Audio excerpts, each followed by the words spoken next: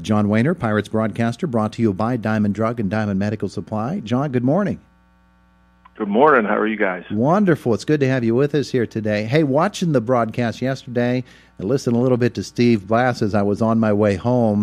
The Pirates did something very nice for him in Bradenton yesterday, didn't they? Yeah, I mean, it's been a pretty fun run. I mean, sometimes maybe a little overwhelming for Steve because he doesn't normally, believe it or not, like all the attention he's getting. They did a really cool thing for Steve. I guess it was last week where they honored him with a pregame ceremony, named the radio booth, the Steve Blass radio booth. Of course, it's his 60th year with the Pirates, and he's retiring this year. And so yesterday would have been his last radio game at Bradenton. And so they acknowledged the fact that, that will be the last time he was going to do a game from his booth. He'll be moving over to do a TV game or two, I think, before the end of camp, and then the booth next door. But yeah, they decorated it up real nice. I mean, they have a beautiful artwork up there, and they have a bunch of pictures from Steve's playing days and obviously his broadcasting days. And yeah, they've been first class all the way with Steve. And for a first-class guy, Steve's one of the better human beings you're ever going to meet, and he certainly deserves it. Yeah, well, then the Buccos went out and showed them how much they mean. They got him a 3-1 win last night, too. That was pretty special. How about the hitters? We talked so much about the pitching. Got some great pitching the last couple of days, but the regulars play, most of them, for the entire game, get 2 hits apiece from Frazier, Dickerson, and Josh Bell. Frazier and Dickerson, they're just pure hitters, aren't they? They can hit. It's fun to watch those two guys, and they were facing lefties yesterday, and they're still just give you good at bat after good at bat, and Frazier's certainly deserving of playing every day. Finally, I mean, he's come up in a utility role, and all he's done is hit. He's hit righties, he's hit lefties. I think, especially the second half last year, Frazier not only was hitting over 300, but he's also hitting the ball out of the ballpark, hitting doubles, getting on base, scoring runs, and that's what you want from him. And so it'll be fun to watch him every day. Dickerson, it's amazing for a major league player to try so hard each and every day to get better. And Corey Dickerson, whether it be on defense, whether it be on the bases, or with a bat in his hand, he wants to get better. And he had a 300 year last year with a batting average. The home runs are down. He's going to probably try to hit a little more home runs while still keeping that average up this year. He's been playing great defense, a Gold Glover. And so, yes, as much as everybody wants to talk about the pitching, and are we going to score runs, we definitely have some guys on this team that are capable of hitting the ball at the ballpark and producing offensively. And it's nice to have those guys in there, Dickerson and Frazier, every day. I think Marte can have another great year, maybe even a little better than what we saw last year.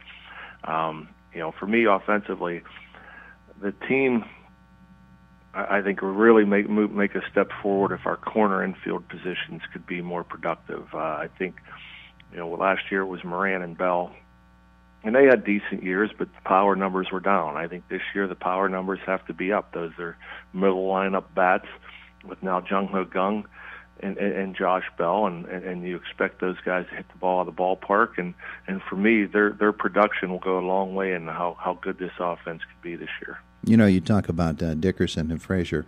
Dickerson wins the Gold Glove, and they said last year as coming in that the defense was his liability. I remember when Adam Frazier was in the minor leagues, people talked about his glove more so than his bat. They said he was really, really good in the field. Now they downplay that, and they say that Adam Frazier is, that's maybe a liability at second base. Do you see it as Adam Frazier being a liability with the glove?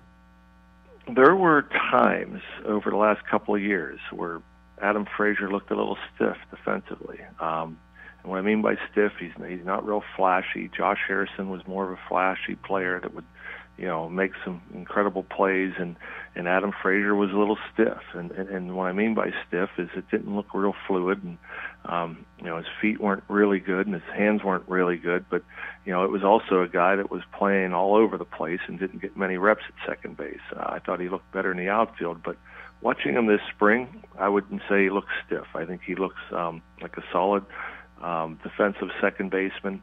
He's a guy that I'm sure wants to prove people wrong, like Corey Dickerson proved people wrong last year. And Dickerson came out and worked very hard on his defense, won a Gold Glove.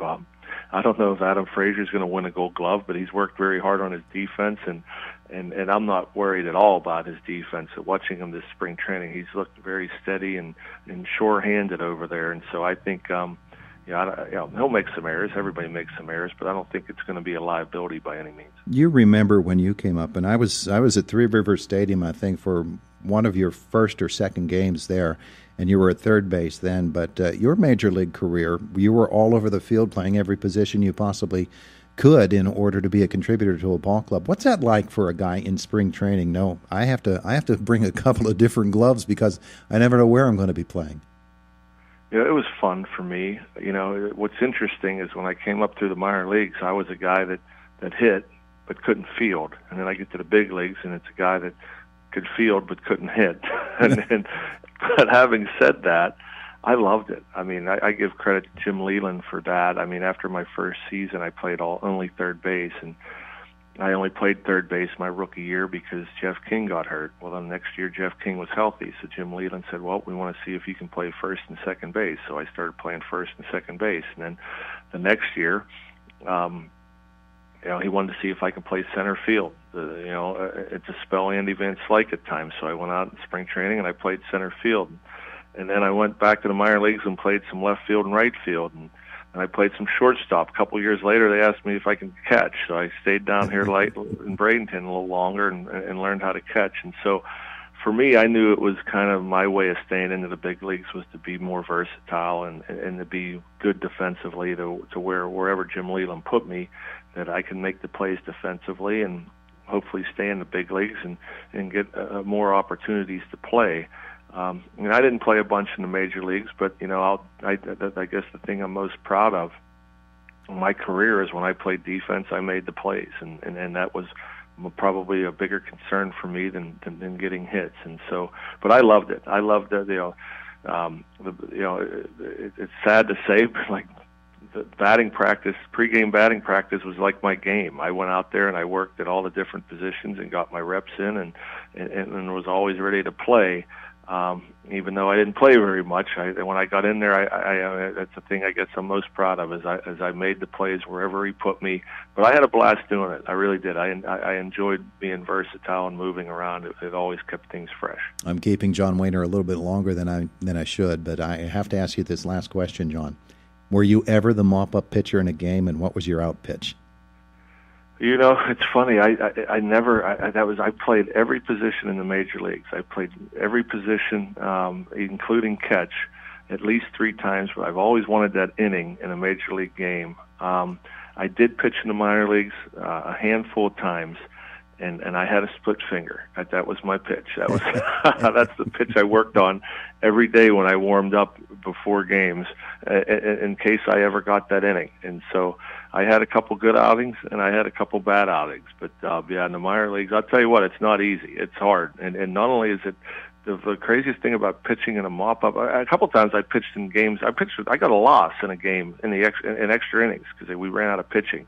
And I'll tell you, you wouldn't believe how bad your body hurts the next day. Oh yeah. I've always felt I was in pretty good shape, and I moved around the infield, throwing down a slope off of that mound.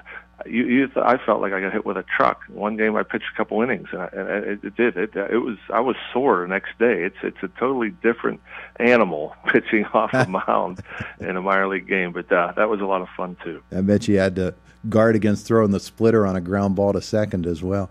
John, thanks so much for being with us this morning. Appreciate it. All right, my pleasure. We'll talk to you guys Friday. There you go. And there's John Wehner, Pittsburgh Pirates.